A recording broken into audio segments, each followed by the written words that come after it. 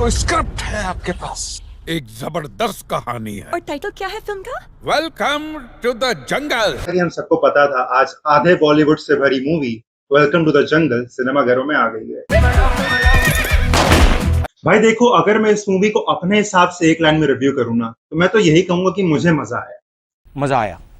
भाई मैं पहले तो मैं इस फिल्म की स्टोरी बता देता हूँ थोड़ी सी, फिर बात करेंगे इस फिल्म के पॉजिटिव और नेगेटिव पॉइंट्स की। तो फिल्म की स्टोरी बहुत सिंपल है, कोई मास्टरपीस नहीं है, कुछ out of the box extra ordinary या पुरानी कॉमेडी फिल्में जैसी थी हेरा फेरी फिर हेरा फेरी वैसा कुछ भी नहीं है भाई। अगर तुम उस होप से जा रहे हो कि उतना कल्ट कॉमेडी सिनेमा तुम्हें देखने को मिलेगा, तो ऐसा कुछ नहीं है। स्टोरी बेसिकली ये है कि उसमें एक बिजनेसमैन है, काइंड ऑफ विजय माल्या जैसा, जिसको अपना टैक्स फ्रॉड छुपाना है। तो उसका जो मैनेजर है वो उसको आइडिया देता है कि भाई तुम अपना पैसा एक फ्लॉप फिल्म बनाने में लगा दो जो बिल्कुल बेकार हो, वाहियात तो पिट जाए। मतलब तुमने अगर ऐसी ही सिमिलर फिल्म देखी होगी शायद, ढूंढते रह जाओगे, कुणाल खेमू और परेश रावल की थी। तो काइंड ऑफ ऐसा सिमिलर शुरुआती प्लॉट है इसका। अगर वही 100 करोड़ में आपको एक फ्लॉप फिल्म बना के दूं तो उसका मैनेजर यही कहता है कि तुम एक ऐसी फिल्म बनाओ, उस पर 2000 करोड़ रुपए लगाओ और वो पूरी पिट जाए। तो उसके बाद जब वो मालिक मान जाता है तो ये लोग शुरुआत करते हैं एक्टर्स को ढूंढने की, जमा करते हैं उनको, मुंह मांगे क्या, जितने मांगते हैं उससे 4 गुना ज्यादा ही पैसे देते रहते हैं, क्योंकि उनको सिर्फ पैसा लुटाना है। ऐसे ही करते करते एक टाइम आता है कि भाई ये लोग एक असली गांव में चले जाते हैं, नकली समझ के। ये समझते हैं कि उनका शूटिंग का ही पार्ट है, बल्कि वहां पे असली लोग रह रहे होते हैं और असली टेररिस्ट भी होते हैं, जिनको ये अपनी शूटिंग का ही पार्ट समझ लेते हैं। और उसके बाद वहीं से जो कॉमेडी ऑफ एरर्स शुरू होता है, ये पूरी फिल्म है बस।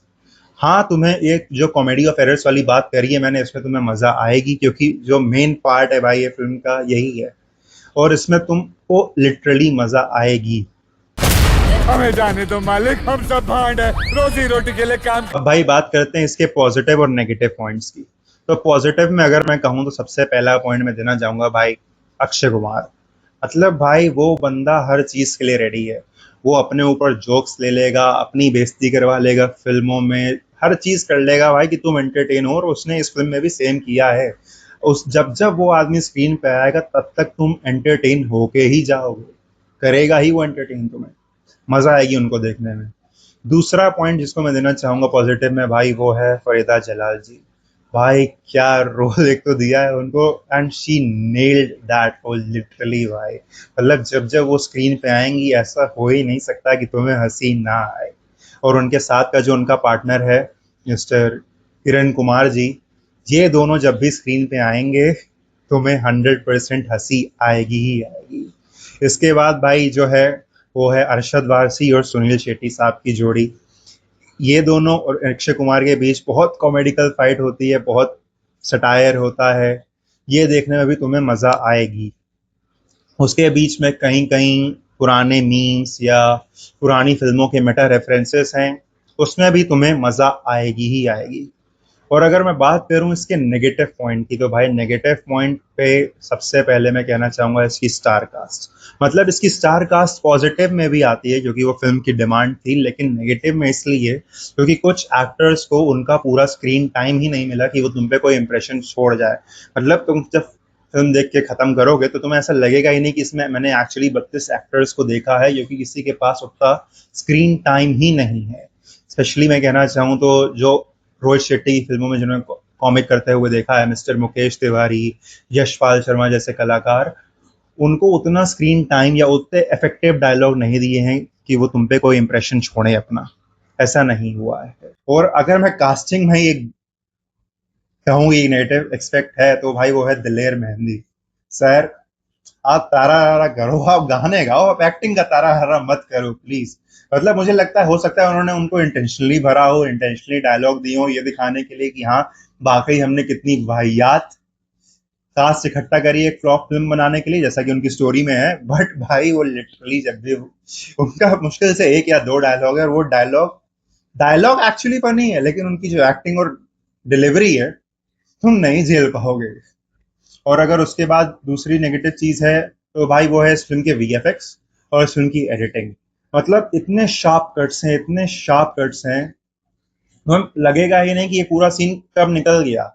हर 2 सेकंड में एक कट, हर 2 सेकंड में एक कट। और वीएफएक्स भाई, यार एक अच्छी फिल्म बनाओ और अगर उसमें तुम्हें दिखाना है बैकग्राउंड ऐसे, तो प्लीज थोड़ा अच्छा बजट रखो, वरना रियल लोकेशन पे शूट कर लो यार। पहले की कॉमेडी फिल्म्स रियल लोकेशन पे शूट होती थी, मतलब कुछ भी दिखाना उसमें सब रियल लोकेशन पे होता था, and it just felt so organic, अच्छा लगता था वो देखने में यार।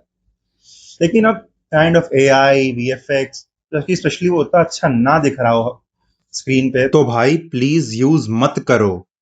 और अगर एक और बैड पॉइंट की मैं इसमें बात करूं तो भाई वो है इस फिल्म के गाने।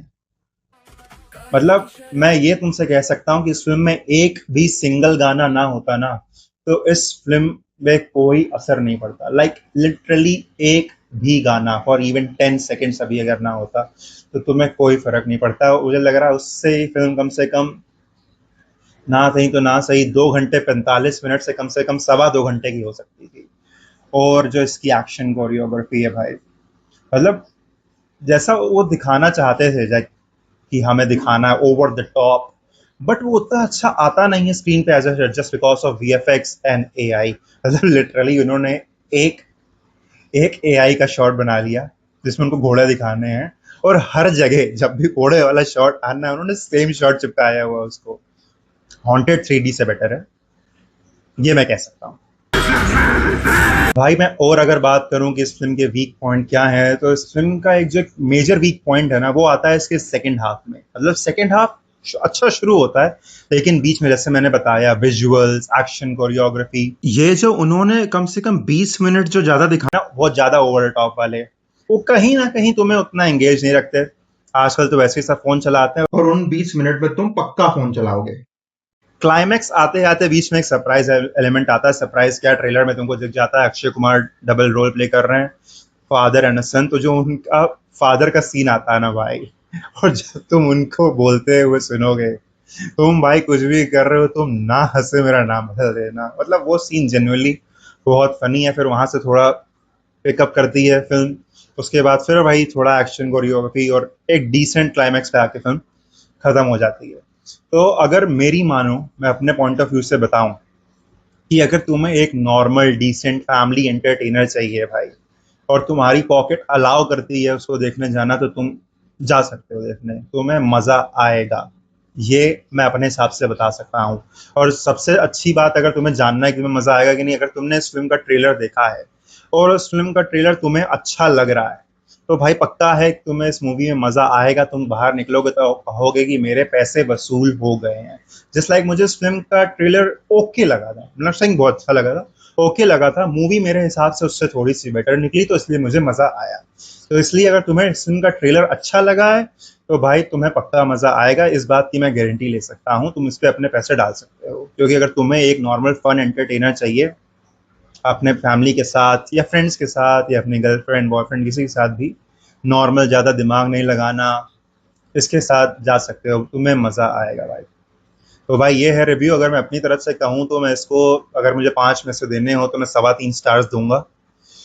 बाकी अभी मुझे सुपरमैन कह रहा हूँ, मुझे सुपर गर्ल देखनी है, और पंजाबी के लिए कैरी ऑन जट्टा 4 देखनी है। उसका रिव्यू मैं जल्दी ही डाल दूंगा। उसका रिव्यू अगर देखना है तो भाई मुझे फॉलो कर लेना, मेरा इंस्टा हैंडल नीचे बायो में दिया होगा, वहां भी मुझे फॉलो कर लेना। बाकी मिलते हैं अगली वीडियो में। Thank you.